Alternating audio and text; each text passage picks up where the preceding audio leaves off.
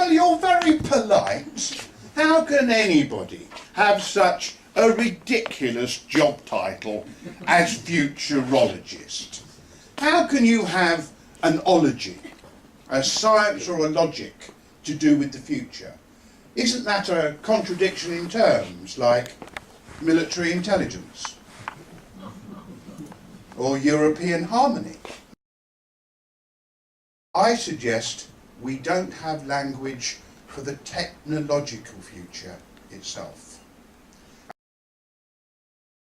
Now let's look at what we've been doing and are still doing we've been doing it for 25, 30 years, but today we are engaged on building a new extension to life, which is always on, always connected, everyone to everyone, very soon everything to everything, always and everywhere.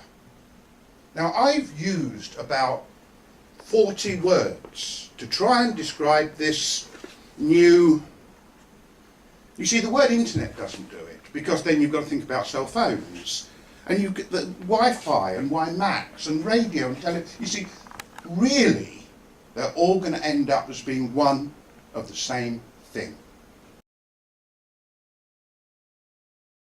I think perhaps we are finally finding the language for our digital future. And I think the word we will use is the cloud. I think that probably best sums up where it is we're going. Always on, always connected. Everyone to everyone, everything to everything. Now I have to tell you that the phrase mobile phone or smartphone or cell phone is about as helpful to us understanding the future as is the phrase horseless carriage when it comes to understanding motor cars. And a bit later on I'm going to venture to talk about where I think the mobile phone will be in 20 years' time. The mobile phone that's scattered around our body. I might have my Google glasses. I might have my Apple glasses. And I'm outside walking along, coming to the hospital club, and when I look at a restaurant, I not only want to see the name of the restaurant in my glasses, I not only want to get a coupon that one of you guys will have designed and done the deal with the restaurant, but I want to read reviews of the restaurant. But I don't want to read reviews by people I don't know. I want to read reviews from my friends. And if my brother had written, went there 2 nights ago, it's absolutely fantastic, can't recommend lasagna enough, I'm sold. And if I'm getting a deal from that restaurant that says 2-course lunch, £15, I'm in. And I want the whole world to be like that. How old is the iPad? 2 years? The second iPad was 10 times as fast as the first. Not twice as fast, 10 times. I then bought the third iPad and I crushed it under an aircraft seat. Completely wrecked it. The touchscreen was broken, but believe it or not, when you plugged it in, it still worked. So I bought the new one 2 weeks ago. How much faster is the 4th generation over the 3rd generation? It's at least 3 times as fast. Now, that's in 2 years. Now that if we step forward 2 or 3 years, the mobile phone of today would have splintered into several pieces. Not for everybody.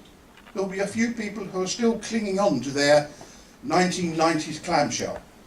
But for those who make the most of it, we will have our 3D augmented reality glasses. We'll have our in-ear ambient sound buds, wireless of course, no wires, thank you. And these buds will transmit ambient sound, natural sound, all the time normally. So your hearing will be as is. But when it's an incoming call, or when you want to hear something, it will switch automatically to your preferred mix of ambient and incoming sound. You will have on your belt or on your lapels, you'll have jewellery which will be cameras, and you will be recording everything all day long.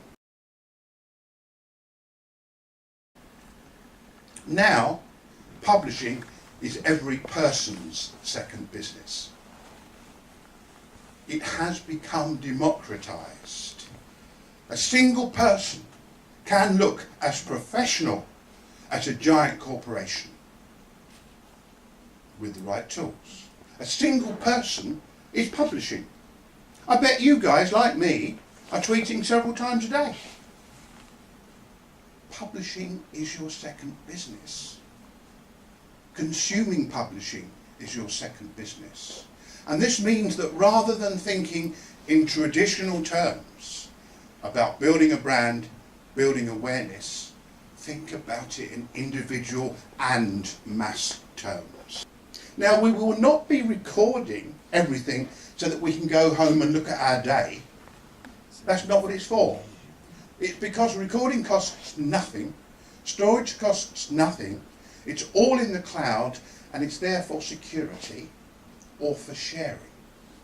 So when you go to a really good show, or when you see a great sports match, or whatever it is, you will take a few frames or a bit of video and you'll share it. You don't have to point and click, unless you want to improve the view in some way.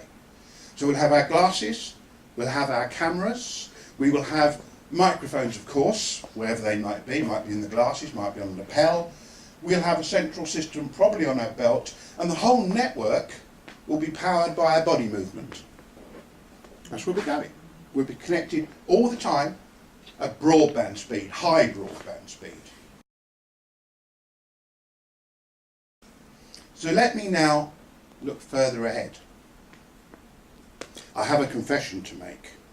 I am actually a visitor from the year 2030. And I come here today with my constant companion, Maria. And Maria lives just behind my left ear. She is a nanoscale implant. And she is permanently connected at ultra-fast speeds to the global brain. Now, you know what the global brain is, don't you? We used to call it Google. Now, she handles everything for me. They say to me, Ray, we're going towards something called the technological singularity.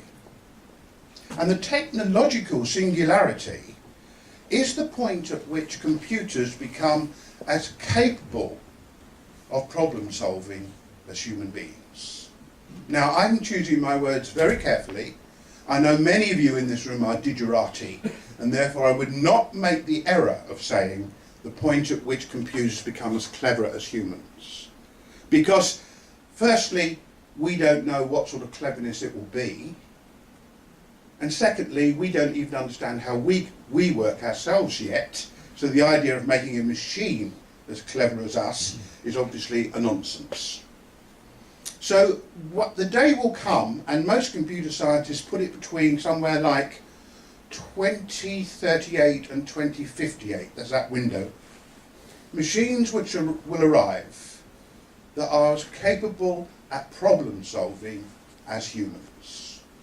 Now, the reason that my colleagues in the futures business call this the technological singularity is that rather like a singularity in a black hole in space, we can't see anything past that point. No information will come back past that point. And the reason is that the moment computers are produced that are as capable of problem solving as we are, within a few months or a year or two, computers will exist which are twice as capable, and then shortly afterwards there'll be 4 times as capable, 8 times as capable, 16, and so on. Who knows what problems they'll be able to solve? Perhaps they can clean up the climate at low cost. Perhaps they can produce energy which is clean, and they can do that effortlessly. Who knows? Everything in publishing and marketing is changing at light speed. The opportunities are enormous, because not only will marketing and sales happen at location-specific points, it will also be customer-specific. In other words, it's tailored to where I'm standing, it's tailored to me. I have an offer specifically tailored to me, and it should be with me at all times. I actually think the opportunity ahead of you is absolutely outstanding. Our trouble is in finding the language and discovering what to do with it.